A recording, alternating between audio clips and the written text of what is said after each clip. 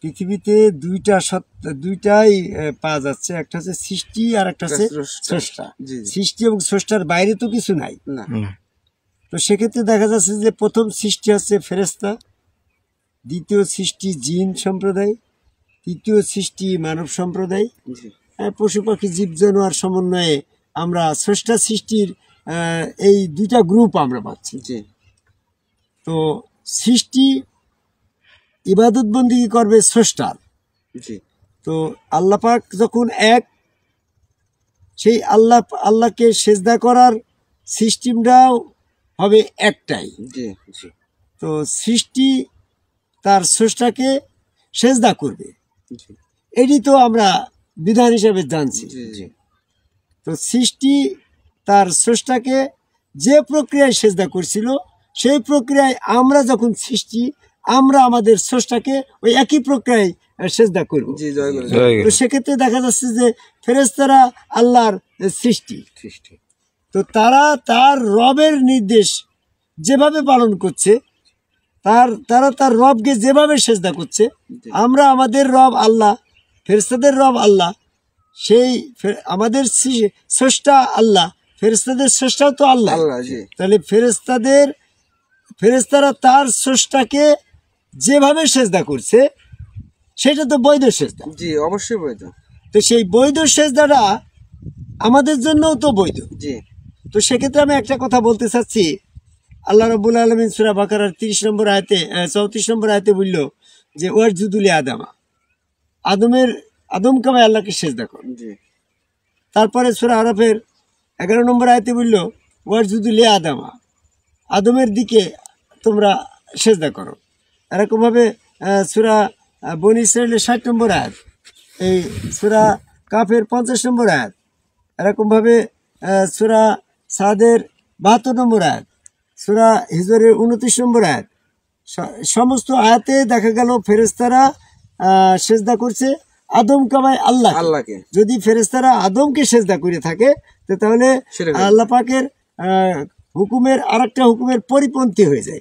আল্লাহ রাব্বুল আলামিন সৃষ্টি করে স্রষ্টার জন্য বলল আনাল মাসজিদুল লিল্লাহ, সমস্ত সেজদার মালিক আল্লাহ, আল্লাহ ছাড়া সেজদা হারাম, এটা আয়াত। আবার সেই আল্লাহ ফেরেশতাদের বা সৃষ্টিকুলের ঈমান পরীক্ষা করার জন্য বলল এই আদমকে সেজদা করো। তাহলে ফেরেশতাদের এই ঈমান পরীক্ষায় ফেরেশতারা সেজদা করে ফেল করলো না ফেরেশতারা সেজদা করে পাশ করলো? সেজদা করে পাশ করলো। তাহলে ফেরেশতাদের সেজদা করার পরে এখানে রেজাল্ট অনুসারে আমরা বৈধ কি অবৈধ ধরে নেব। রেজাল্টটা হচ্ছে ফেরেশতারা সেজদা করে জান্নাতে থাকলো, এতে প্রমাণ করলো ফেরেশতারা পরীক্ষায় পাশ করছিল। অবশ্যই পাশ। আর ইবলিস ওই সেজদা না করে জান্নাত থেকে বহিষ্কৃত হলো, তাতে প্রমাণ হলো ইবলিস ফেল করেছে। তো পাশ করা এবং ফেল করার সেখানে খাতা কলমে লেখা অঙ্কটার পদ্ধতিটা কি ছিল? যে পদ্ধতি অনুসরণ করে ফেরেশতারা সেজদা করে পাশ করলো, আর যে পদ্ধতি অনুসরণ করে ইবলিস সেজদা থেকে বিরত থেকে ফেল করলো, এই পদ্ধতিটা আমাদের ক্ষেত্রে তো প্রয়োগ করতে হবে। আমরা যদি সেই পদ্ধতিটা অ্যাপ্লাই করতে ভুল করি তাহলে আমাদের রেজাল্টটাও ফেরেশতার মতন হবে, না সে ইবলিসের মতন হবে। তো ইবলিসের পদ্ধতিটা সেজদা না করার কারণগুলো ছিল এটাই যে আল্লাহ ছাড়া সেজদা হারাম।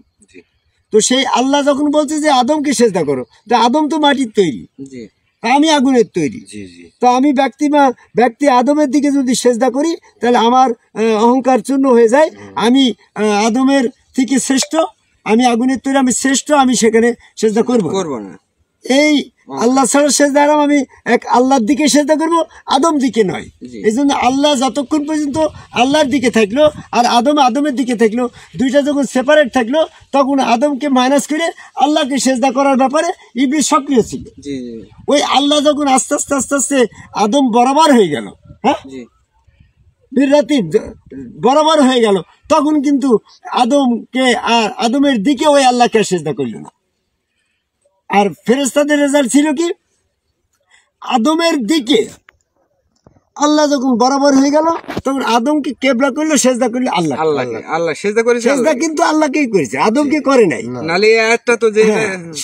সেজদার বিষয়টাকে পদ্ধতিগত দিক থেকে এটা আমরা বুঝতে পারলাম যে সেজদা সবসময় আল্লাহকেই করছিল ফেরেশতারা, সেই আল্লাহ বরাবর আল্লাহকে আর আদম বরাবর আল্লাহকে। জি ইবলিস আল্লাহ বরাবর আল্লাহকে সেজদা করলো, আদম বরাবর আল্লাহকে সেজদা করলো না। এই হচ্ছে ইবলিসের খাতা কলমের পড়াশোনা, জি যার কারণে সে ফেল করলো। ওই লেখাটা প্রয়োগ করে সে ফেল নাম্বার পেল। আর ফেরেশতারা আল্লাহ বরাবর আল্লাহকে সেজদা করলো, ইভেন আবার হচ্ছে আদম বরাবরও আল্লাহকেই সেজদা করলো। আল্লাহ বরাবর আদম বরাবর আল্লাহকে জি জি সেজদা করে ফেরেশতারা 5 নাম্বার পেল। তো সমস্ত সৃষ্টি যখন একই পদ্ধতিতে আল্লাহকে সেজদা করবে, ফেরেশতাদের সেজদা পদ্ধতি আদম কাবায় আল্লাহকে সেজদা করে তারা মুমিন হয়ে ব্যস্ত থাকলো। আমরা যারা মুমিন হতে চাবো, ওই একই অঙ্ক, একই রেজাল্ট, একইভাবে একই পদ্ধতিতে পাশ করি, তো তোমাকে পাশের রেজাল্ট আনতে হবে। তা আমরা যারা মানুষ, আমরা জি ফেরেশতা, জিন, ইনসান, জি এ সবই আল্লাহর সৃষ্টি। তো আল্লাহর সৃষ্টির তার স্রষ্টাকে যেভাবে সেজদা করবে পদ্ধতিটা হবে একটা। ফেরেশতারা সেজদা করলো আদম কাবায় আল্লাহকে, তারা মুমিন হয়ে জান্নাতে থাকলো। আর ইবলিস জিন সে আদম কাবায় সেজদা না করে কাফের হয়ে দোজখে চলে গেল, মানে সে বহিষ্কৃত হইল। আমরা ইনসান যদি এখন দুইটা ধারা, ফেরেশতার অনুসরণ করব না ইবলিসের অনুসরণ করব? যদি আমি ইবলিসের অনুসরণ করি, সেজদা থেকে বিরত থাকি, যে পদ্ধতিতে ইবলিস সিস্টেম করলো যে আল্লাহকে সেজদা করব, আদমকে করব না, এটা যদি আমরা এখন মনে করি যে মানব স্রোতে আল্লাহ, এটা বিশ্বাস করব না, আল্লাহর স্রোতে আল্লাহ বিশ্বাস করে সেজদা করবো, তাহলে ইবলিসের অনুসরণে সেজদা করব। আমরা ফেরেশতাদের অনুসরণ করব। ফেরেশতাদের অনুসরণ ছিল কি? আল্লাহর নিজ রূপে মানুষ তৈরি করলো, মানব রূপে আল্লাহকে সেজদা করবো। তো বর্তমান মুমিন এবং কাফেরের বিশ্বাস কি? আল্লাহকে সবাই বিশ্বাস করে, কিন্তু মুমিনের বিশ্বাস হচ্ছে আল্লাহর মতো মানুষ, মানুষের মতো না, আল্লাহ মানব রূপে আল্লাহ। এই বিশ্বাসী হয়ে তারা আদম কাবে আল্লাহকে সেজদা করছে। আর ইবলিসের পরীক্ষা, ইবলিসের ইমান হচ্ছে না মানব রূপে মানব, আল্লাহর রূপে আল্লাহ। আল্লাহর মানুষের রূপ এক না, আলাদা। আল্লাহর মতন, মানুষ মানুষের মতন। এই জন্যই কিন্তু ফেরেশতাদের বিশ্বাসের সাথে যে ইবলিসের বিশ্বাসের পার্থক্য। ফেরেশতাদের বিশ্বাস হচ্ছে আল্লাহ নিজ স্রোতে মানুষ তৈরি করলো।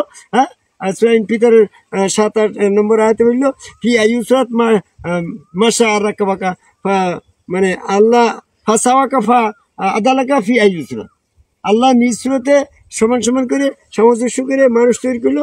মানুষের নিজ স্রোতটা আল্লাহ পাকের দেওয়া আমানত। সেই আমানতের যখন এটা আমানত শব্দ আসলো, তখন এটা মালিক তো আর আদম না, আল্লাহ হচ্ছে মালিক। আদমকে আমানত স্বরূপ রাখলো, এই জন্য সেখানে আল্লাহর রূপেই আল্লাহকে সেজদা দিল। এইটি হচ্ছে একত্ববাদের সেজদা। আর ইবলিস আদমকে আল্লাহর নিজ রূপে আদম বিশ্বাস করলো না, আল্লাহর মতো আল্লাহ, এই জায়গায় বিশ্বাস না করি সে সেজদা থেকে বিরত থেকে কাফের হয়ে গেল। আমার ইনক্লুডিং মূল কথা যেটা হচ্ছে, এই সমস্ত সৃষ্টি তার স্রষ্টাকে একই পদ্ধতিতে সেজদা করবে। কোরআন থেকে যখন বুঝলাম যে ফেরেশতারা আদমকে সেজদা করে মুমিন হয়েছে, আদমকে আল্লাহকে সেজদা করে মুমিন হয়েছে, আর এই সেজদা ইবলিস না করে কাফের হয়েছে। কাফের মুমিনের ফয়সালাটা ফেরেশতা জিনের জন্য যেমন, সকল সৃষ্টির জন্য একই রকম, একই সিস্টেমে। আমরা যারা আদমকে আল্লাহকে সেজদা থেকে বিরত থাকছি, তারা মূলত ইবলিসের অনুসারী। আর যারা আদমকে আল্লাহকে সেজদার মাধ্যমে শয়তান থেকে পবিত্র হয়ে মুমিন হচ্ছে, তারা হচ্ছে মুমিন মানে করো ফেরেশতাদের অনুসারী। তো ফেরেশতাদের অনুসারী হয়ে মুমিনত্ব লাভ করে জান্নাতে যাওয়ার আশা প্রত্যাশা ব্যক্ত করে পৃথিবীর সকল মানুষকে আদম কাবায় সেজদাকারী একজন সম্যগুরু রসুলের কাছে বায়াত গ্রহণের মাধ্যমে সেখানে সেজদা ভক্তি করে শয়তান থেকে পবিত্র হয়ে মুক্তির পথে যাওয়ার, জান্নাতি ভাবে ফেরেশতার অনুসরণে জান্নাতে যাওয়ার আহ্বান করে আমার কথা শেষ করি। জয় গুরু।